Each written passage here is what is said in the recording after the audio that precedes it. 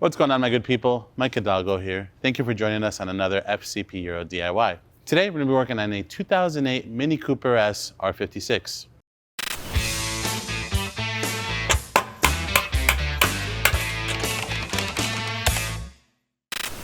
Today on the Mini behind us, we're going to be covering how to replace your rear control arms. Now you may see that in front of us we have the Hotchkis control arm set, which includes uppers and lowers for the rear. However, the steps are going to be the exact same process if you're going to be replacing your factory steel arms instead of these upgraded Hotchkis ones that we're using today.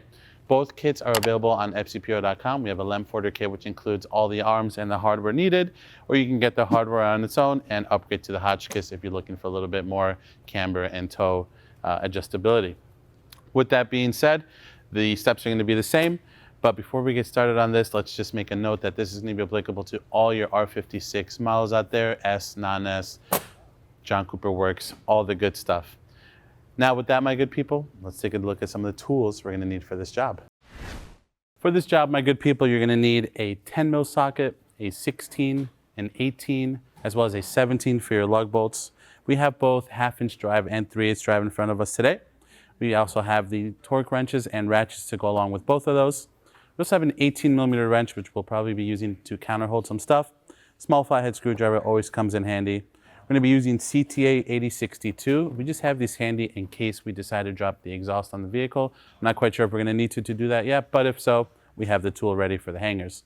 Paint pen will be helpful, a large pry bar, a hammer. We also have some electric tools to speed up the process. We have a 3/8 drive ratchet and a 1/2 inch impact. Not pictured here, but it's going to be based on where you're going to be working, is either a screw jack or a floor jack. Today on the lift, we're going to be using a screw jack, but those of you following along at home in the garage or on the driveway, a floor jack, spare floor jack is going to come in handy. Now with that, let's go ahead and get started on this DIY. All right, my good people, today we're going to be working on the rear driver's side of the Cooper for no real reason at all. But the steps are going to be identical for both the driver and passenger side, with the exception of the passenger side having the brake pad wear sensor cabling going to and through the arm, so that's going to be the only thing that changes a little bit. To get started, we typically have 4 17mm lug bolts to remove. If you're using a breaker bar and you're not using an impact gun, break the lug bolts free with the vehicle on the ground first so you're not fighting the wheel or putting any weird strain on the drive line, and then you can lift it up and remove the lug bolts the rest of the way. For us today, we're just going to zap them out using the Milwaukee.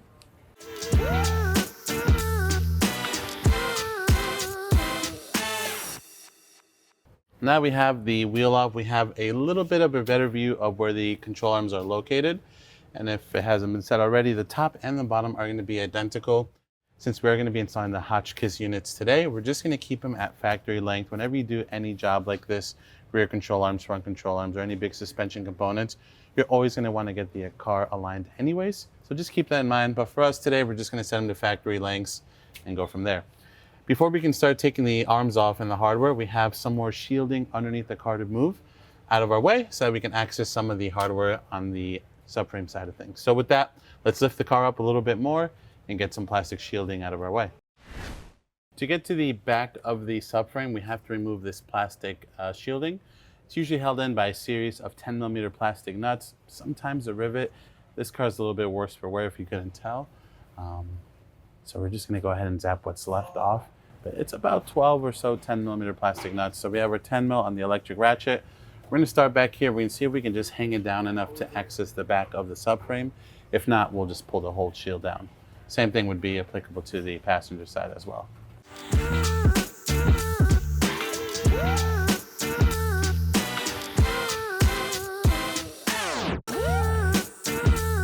Typically, you would have another one here. The charge is missing.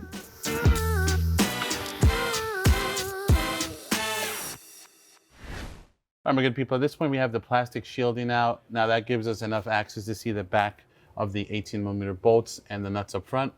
There's only one problem with doing it this way without removing the exhaust, and that is that you're not going to be able to get a torque wrench in there to properly torque everything down. So with that, in order to keep this video proper and do this job right, we are going to go ahead and drop this exhaust. We have 4 hangers and an exhaust clamp up front to get out of the way. And we're also going to go ahead and remove this brace, which is held on by 6 10mm bolts, just so that we can drop the exhaust easier. So with that, let's head over to the brace. We'll zap that out, and then we'll work on the exhaust.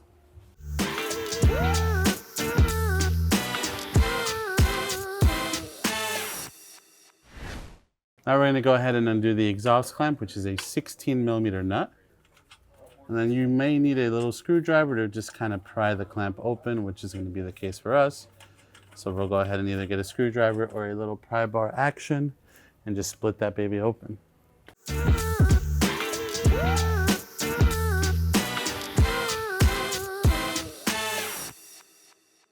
All right, with that, our exhaust is loose from here. Following it back, we have 2 hangers right here. And then all the way back, we have another 2 hangers. So pretty easy. We're gonna grab our hanger removal tool, and then we're gonna grab a second set of hands or a screw jack, whatever's quicker to get, and we'll go ahead and drop this exhaust down. Now we're gonna go ahead and undo the hangers using our CTA exhaust hanger remover tool. So pretty much you just push it through like this, and then pull it back the other way, and it's off. At this point, I'm gonna have Mike hold this end of the exhaust for me while I do the back end, and then we'll go ahead and get this out of the way.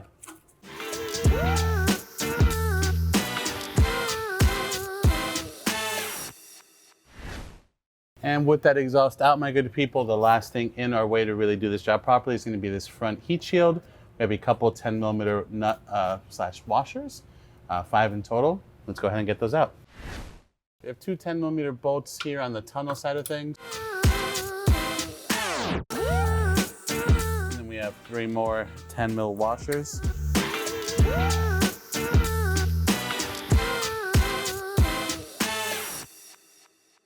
There we go, baby. That gives us a nice, good view of the front of the nuts, which will help us remove everything and torque everything. So with that, my good people, I'm gonna grab my screw jack, just get that kind of situated.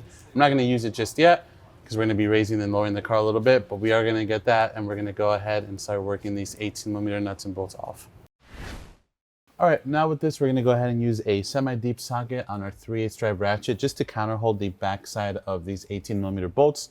Then with an 18mm socket on the front, we're gonna go ahead and just zap these off using the Milwaukee. We're gonna do the inside first, and then we'll do the outside.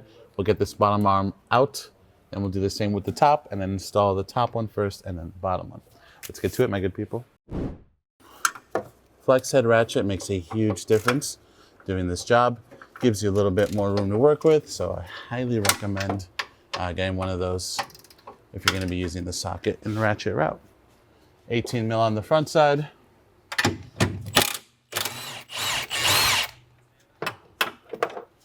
Now again, you saw we had all this hardware at the table. If you're not gonna be replacing all of it, at a minimum, Mini wants you to replace just the locking nuts. That way you have a fresh nut to torque on and set to spec.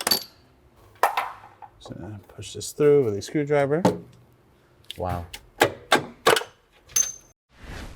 Now with that inner one out, we can work on this outer one with the eccentric adjustment nut. Now, one thing you want to do before you take this apart, even though you're going to be getting in alignment after this job is done, it never hurts to kind of set everything back up the way it was.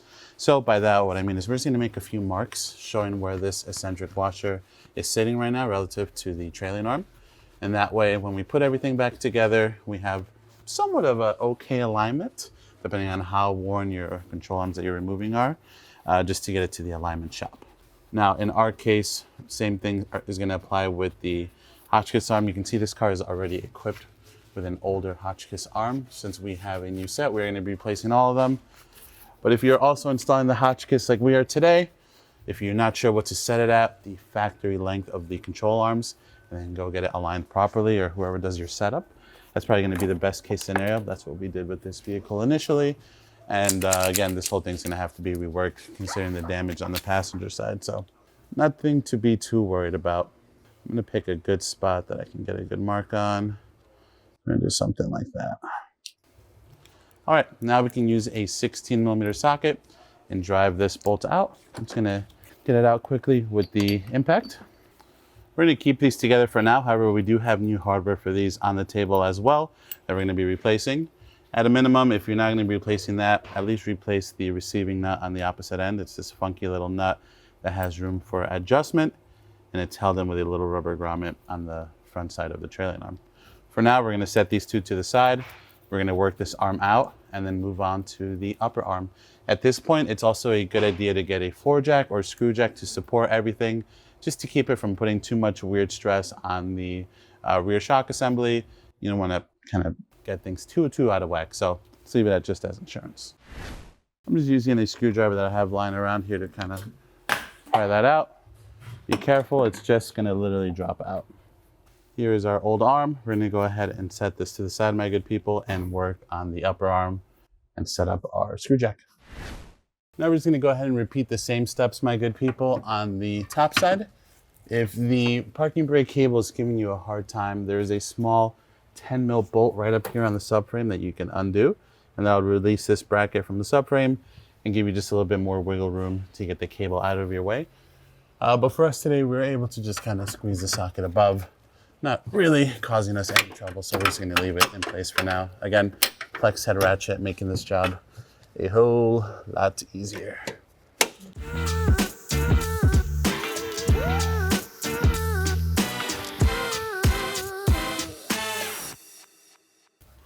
All right, and then for the outer side on the trailing arm side of things, we have an 18 millimeter bolt with an 18 millimeter nut on the opposite side. So kind of similar to what we just did. You can use your ratchet or you can use a wrench.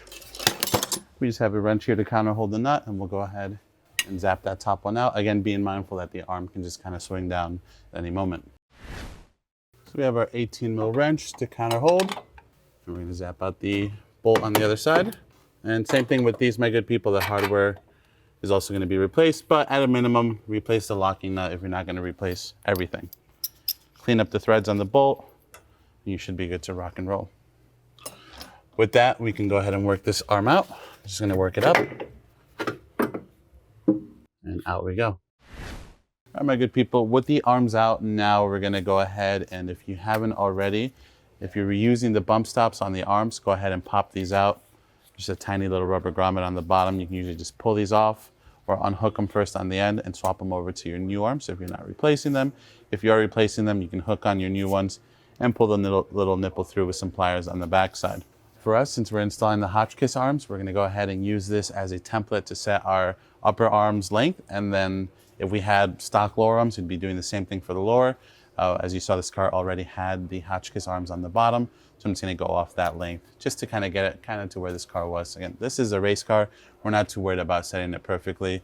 But if you're swapping over from your car and you're not sure what to set it to, just follow the stock length on the Lemporter arms that came off, and you can always go get it set up properly. So we're going to get our arms ready to rock, and we'll pick it back up in just a second. All right, my good people, for the Hotchkis arms, we're going to install them with the grease fittings facing up for the upper arm. We'll change it up a little bit for the bottom arm. What I like to do though is I like to get the inside subframe started first, get my bolt and nut just set up. It's going to be nice and loose until we set everything at ride height to torque it down. With control arms like these, you don't have to worry too much about that. If you're installing the factory Lemporter arms, then you do. The bushings are not really going to be dancing around in there like they are with these with the separate center sleeve. So you do really want to focus on setting the car at ride height with the factory arms. These Hotchkis ones are a little bit more forgiving. They have some just natural play built into them just due to the design. You're not really going to hurt anything. So just cleaning up this area a little bit. I'm going to get this arm fed in. If you notice on the trailing arm side of things, I'm keeping the arm on the top side of the arm. Not the end of the world if you get it fed in from down here. You have to just work it up. But for me, I find it a little bit easier to work it down than having to fight it up into the arm. So that's pretty dang close there. We're going to see if we can get our bolt fed in. So this is the probably trickiest part of this whole job. It's just getting these to go in without being really able to see what's going on.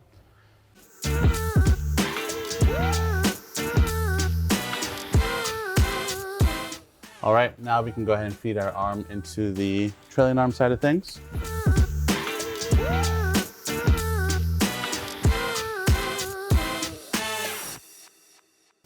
Then we can get our nut just started by hand. We're not going to tighten anything down. We're going to tighten everything at ride height, even though we're installing these arms, just to kind of simulate how that's going to look for you good people. But having the screw jack here while installing this arm was crucial. It helped us from putting any weird strain on the shock body or any of the other bushing components. With that one fed in, we're going to go ahead and repeat the process on the bottom arm. We're just going to change the position of our zerk fittings. So let's do that now. All right, same deal, my good people. We're going to feed this one in, keeping the trailing arm side of the arm underneath the trailing arm. We're not gonna get it stuck in here, otherwise I'll make our lives a little bit tougher.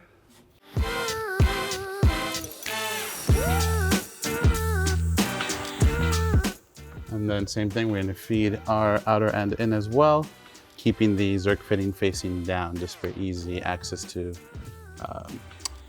greasing them in the future and greasing them after this install.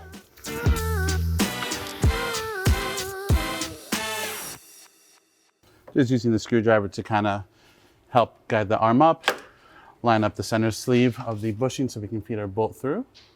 Now this bottom one, if you're using the adjustable arms, can be a little bit trickier just due to the fact that there is a lot of adjustment in them. So you kind of have to fight the arm and the adjustability of both the arm and the eccentric hole here.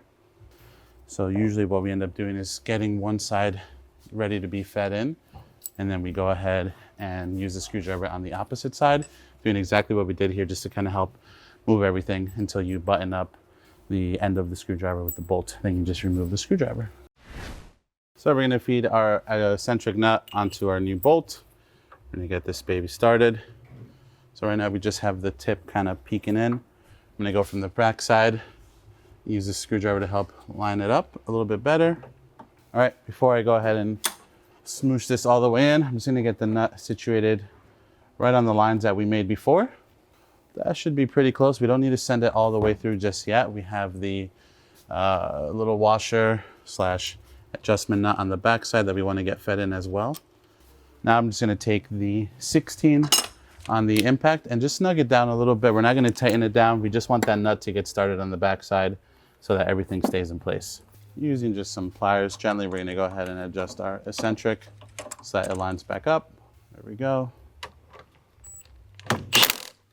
All right, so with everything just kind of snug in place, for these arms specifically, the next thing we are gonna do here is just grease them up so we don't forget to grease them up later. Then we're gonna set everything at ride height and snug all four corners down. All right, we're gonna go ahead and pull these little covers off. There we go. You can see we have these facing up on both of the inside, otherwise they were facing towards each other, they would hit. And if you had this one facing down, then the subframe would get in the way of the actual grease gun. So up on both inner Zerk fittings is the move for these. Okay, this one's good. This one we had greased before install just to see what it did. And we can go ahead and put that cap back on. And we're just gonna repeat the same process on the remaining three fittings. Basically, we go just until we start seeing it come out of the corners here, in this case, the back of the bolt. So don't need to go too crazy. Once it starts peeking through, then it's good.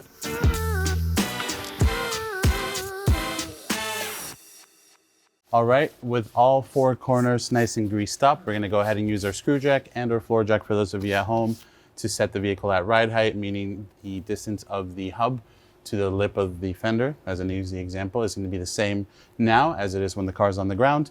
That way, when you set the car on the ground, you don't risk tearing any of the bushings in your fresh new control arms and or giving the car a weird rebound or bouncy ride, as the bushings are going to be loaded under tension in the wrong direction. So again, for these Hotchkis arms, that's really not that crucial, but we're going to go ahead and do it anyways because A, it doesn't hurt, and B, most of you are going to be installing the Lemforder ones, my good people. So let's get to it. All right, my good people, with the car set to ride height, we're gonna go ahead and use the same 18 mil socket and ratchet combo on the back. We're gonna snug them up quickly using the Milwaukee Impact, and then we're gonna switch over to the torque wrench and set these down to 100 Newton meters for both the top and the bottom.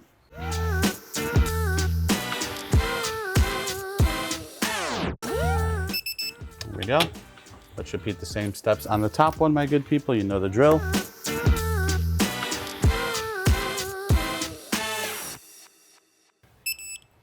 All right. Well, I have you at this height. We're gonna do the bottom one as we have easy access to it right now. And then if you need to, you can always drop everything, readjust if you're using a floor jack or screw jack and you need to get to the top of something or the bottom of something. Just go ahead and set it back to ride height before you finalize all your torque specs. You'll be good to go, my good people. For this bottom one, same thing, ride height. We're gonna torque it down to 100 Newton meters. No need to counterhold as the locking washer slash nut combo on the backside is doing all the work for us. These ones are not too critical in the sense that they're gonna get undone when you go get an alignment done, so you don't really need to mark the bolt with torque seal or a paint mark or anything like that, unless you want to and you want to double check to make sure that the shop is actually doing the job. But with that, this one's gonna be good to rock. Let's get a little bit more eye level with the car just to show you the same steps on the top bolt, and then we'll go from there.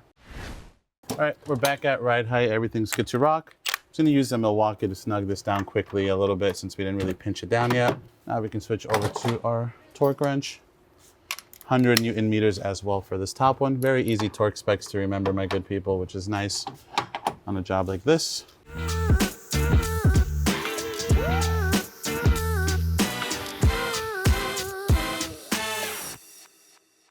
All right, my good people, at this point, the arms are in. They're all buttoned up, torqued up to ride height. Again, I know you've heard me say this 10 times, but if you have the adjustables, go get your car set up or set it up yourself, however you want. Otherwise, the stock arms should be good to rock from there. Just go get it aligned. Moving on, now we have to reinstall some shielding before we can reinstall our exhaust. So with that, let's go ahead and do that now. Now we're gonna go ahead and install our exhaust shield back in. And just keep in mind, for those of you doing this on a non-S car, some of the shielding may look a little bit different than it does for us on this S model. So no frets if it looks a little bit different. You may not even need to remove it, but it all can be a little bit different.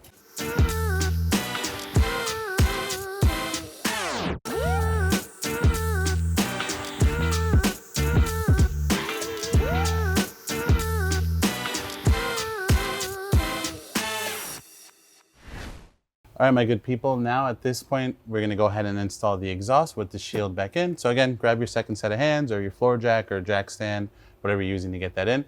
We're gonna get the hanger situated first, and then we'll do the exhaust clamp up front.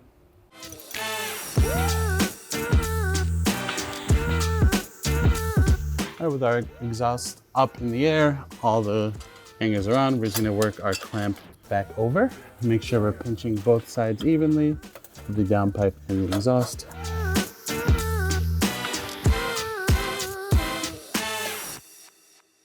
Now we can snug this baby up using a 16mm socket. Just gonna snug it up all the way with an electric ratchet. All right, now with that, my good people, all we really have left to do on the underside of the car is install the shielding if your car's still equipped with it. So we'll grab our splash shield, all those plastic 10mm nuts, and go from there.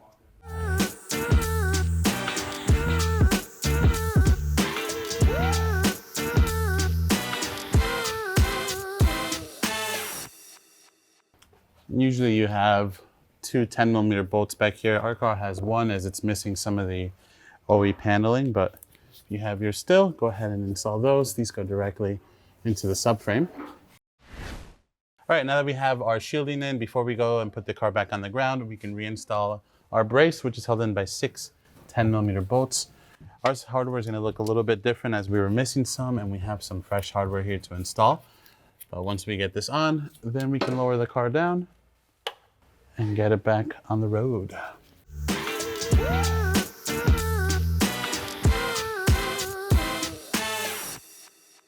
We're just snugging these up, no more than 20 Newton meters for these 10mm bolts if you're gonna torque them down. All right, shield's all buttoned up.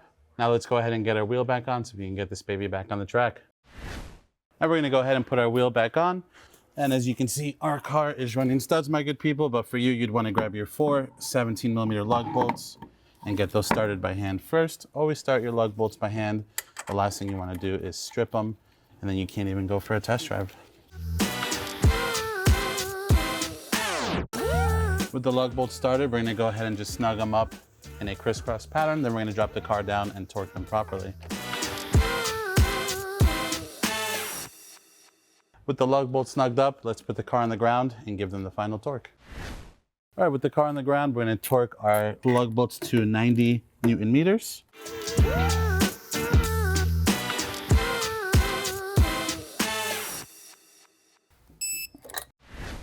And with that, my good people, that's going to conclude this DIY for today. Overall, a pretty straightforward job on the R56 chassis. Obviously, a second set of hands makes this DIY a lot easier, but definitely something you can do in the driveway or in the garage.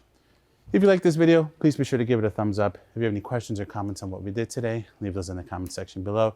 And if you like this DIY and you want to see more like them, please consider subscribing. We make new ones all the time. As always, thank you so much for watching. We'll catch you on the next one.